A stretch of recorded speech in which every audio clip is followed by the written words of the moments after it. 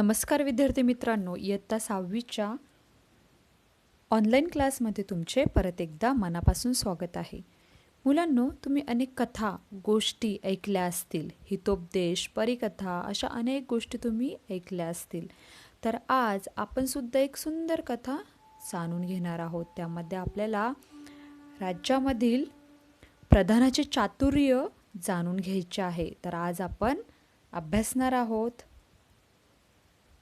पाठ क्रमांक 14 अप्पाजींचे चातुर्य.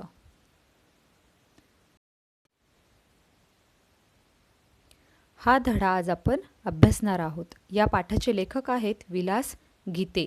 अप्पाजी हे विजयनगरच्या कृष्णदेवराय या राजाचे प्रधान होते. कलिंग देशाच्या राजाने कृष्णदेवराय यांची व अप्पाजींची परीक्षा घेतली. या दोन्ही परीक्षात अप्पाजींनी फार चातुर्याने उपाय शोधून काढले.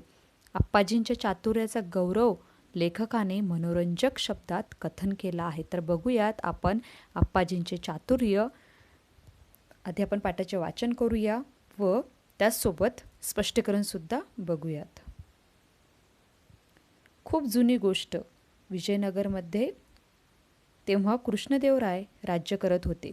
त्यांच्या प्रधानांचे नाव होते अप्पाजी. अप्पाजी फार चतुर होते. उत्तरेकडे कलिंग राज्य होते. त्या राज्याच्या राजाला वाटले एकदा आपणही अप्पाजींची चातुर्य किंवा चतुराई पाहावी. म्हणून त्याने कृष्णदेवरायांना निरोप पाठवला. तुमच्या राज्यात फार चवदार कोबी पिकतात असे मी ऐकले आहे. त्यांचा आस्वाद घेण्याची माझी इच्छा आहे. माझ्यासाठी काही कोबी पाठवाल का? मुलांनो, विजयनगरमध्ये कृष्णदेवराय नावाचे राजे राज्य करत होते आणि त्यांचे जे प्रधानमंत्री होते त्यांचे नाव होते अप्पाजी.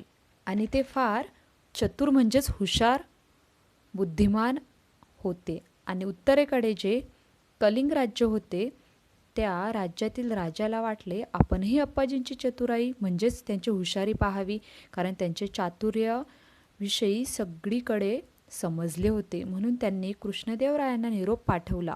तुमच्या राज्यात फार चवदार कोबी पिकतात असे मी ऐकले आहे. त्यांचा आस्वाद म्हणजेच त्यांची चव मला घ्यायची आहे, अशी माझी मनापासून इच्छा आहे. तर तुम्ही माझ्यासाठी काही कोबी पाठवाल का? तर पुढं बघा. कलिंग राजाला कोबी पाठवण्याची कृष्णदेवरायांना इच्छा होती, पण ते पाठवणार कसे? त्या काळी आजच्या सारखी वाहतुकीची जलद साधने नव्हती. वाहतूक चालायची ती बैलगाड्यांमधून.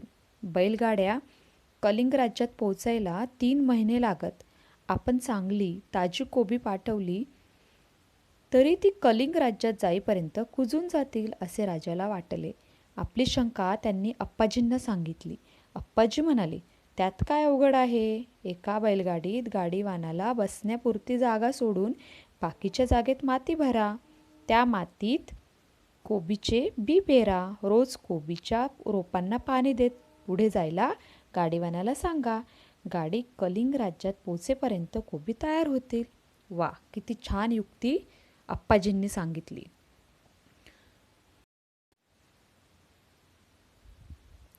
कृष्णदेवराय राजाला सुद्धा कलिंग राजाला कोबी पाठवण्याची इच्छा होती, पण ते पाठवणार कसे हा प्रश्न त्यांना पडला होता. कारण त्या काळी आज जशी वाहतुकीची जलद म्हणजेच वेगवान साधने आहेत तेव्हा मात्र अशी नव्हती. त्यांची वाहतूक म्हणजे दळणवळण हे बैलगाड्यांमधून चालायची. तेव्हा त्या बैलगाड्या कलिंग राज्यात पोचायला 3 महिने लागत. आत्ता जरी ताजी कोबी पाठवली तरी ती त्या कलिंग राज्यात जाईपर्यंत कुजून म्हणजेच खराब होतील असे राजाला वाटले.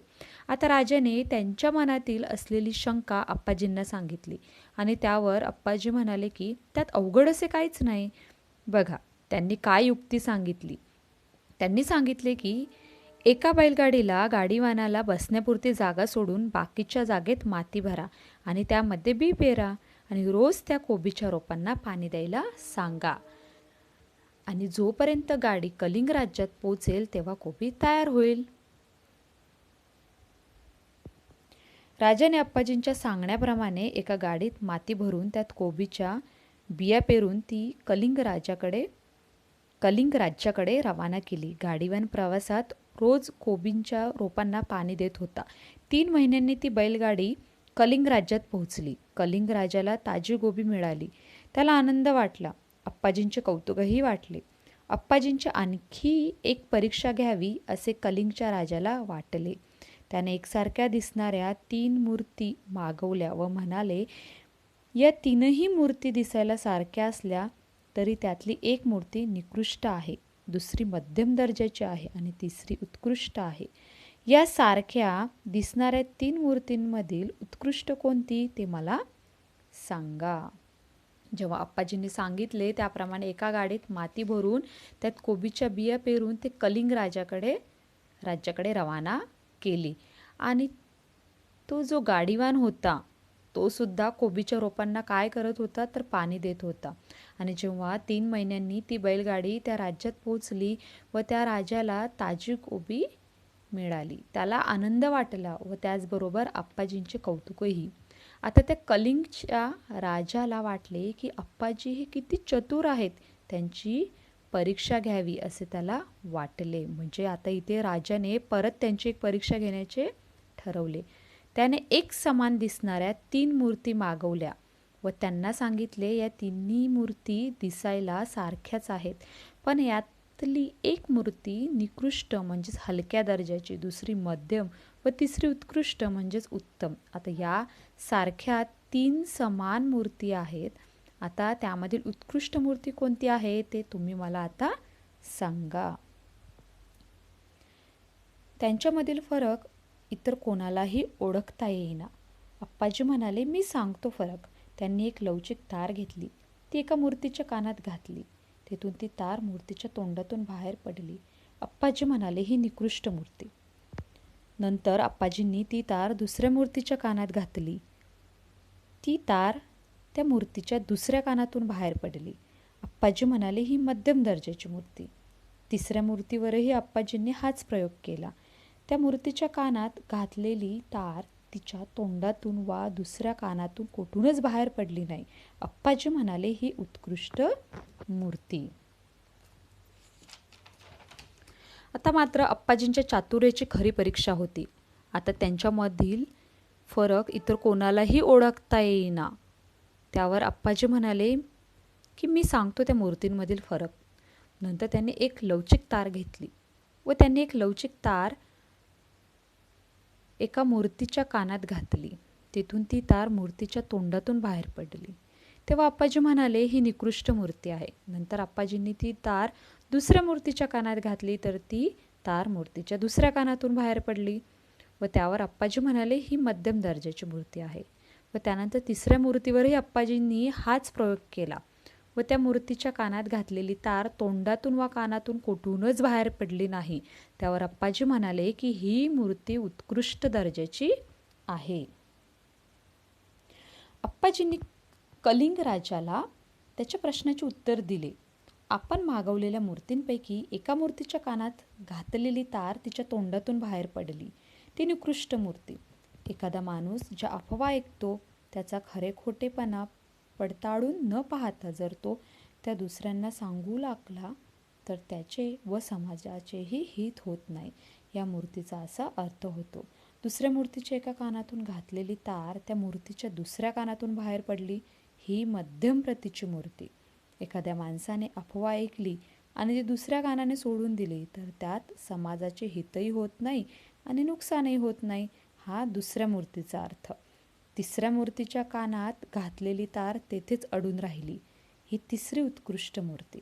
अफवा ऐकल्यावर जो माणूस दुसऱ्या कानाने ती सोडून देत नाही किंवा लगेच ती दुसऱ्याला सांगतही नाही तर तिच्या खरेखोटेपणाची खात्री करून घेतो आणि आपण काय ऐकले ते पुराव्याशिवाय सांगत नाही, तो माणूस उत्तम. हा तिसऱ्या मूर्तीचा अर्थ होय. कलिंगच्या राजाला अप्पाजींचे उत्तर मिळाले. अप्पाजींनी 3ही मूर्तीचा दर्जा ओळखल्याने राजा संतुष्ट झाला. त्याने अप्पाजींचे व कृष्णदेवरायांचे अभिनंदन केले.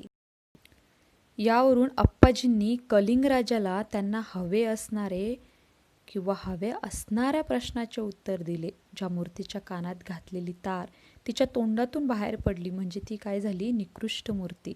याचा अर्थ असा होतो मुलांनो, एखादा माणूस ज्या अफवा ऐकतो व खरे खोटेपणा पडताळून न पाहता जर तो त्या दुसऱ्यांना सांगू लागतो तर त्याचे व समाजाचे हित त्यामुळे होत नाही. या मूर्तीचा अर्थ असा होतो.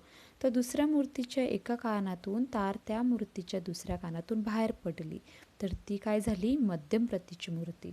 याचा अर्थ असा होतो, जर एखाद्या माणसाने अफवा ऐकली आणि ती दुसऱ्या कानाने सोडून दिली तर त्यात त्यात समाजाचे हित पण होत नाही आणि नुकसानही होत नाही. हा त्या दुसऱ्या मूर्तीचा अर्थ आप्पाजींनी सांगितला. आणि तिसऱ्या मूर्तीच्या कानात घातलेली तार तेथेच अडून राहिली. ही तिसरी काय झाली, उत्कृष्ट दर्जाची मूर्ती झाली. कारण अफवा ऐकल्यावर जो माणूस दुसऱ्या कानाने सोडून देत नाही किंवा लगेच ती दुसऱ्याला सांगत नाही तर तिच्या खरे खोटेपणाची खात्री करून घेतो आणि आपण काय ऐकले ते पुराव्याशिवाय सांगत नाही, तो माणूस उत्तम. हाच तिसऱ्या मूर्तीचा अर्थ आहे. कलिंगच्या राजाला आप्पाजींचे उत्तर मिळाले. अशा प्रकारे आप्पाजींनी तीनही मूर्तीचा दर्जा ओळखल्याने राजा काय झाला, संतुष्ट झाला, प्रसन्न झाला. त्याने आप्पाजीचे व कृष्णदेवरायाचे अभिनंदन केले. अशा प्रकारे आप्पाजीचे चातुर्य सगळ्यांना समजले. मुलांनो, धड्याचे वाचन करा व शब्दार्थसुद्धा लिहा.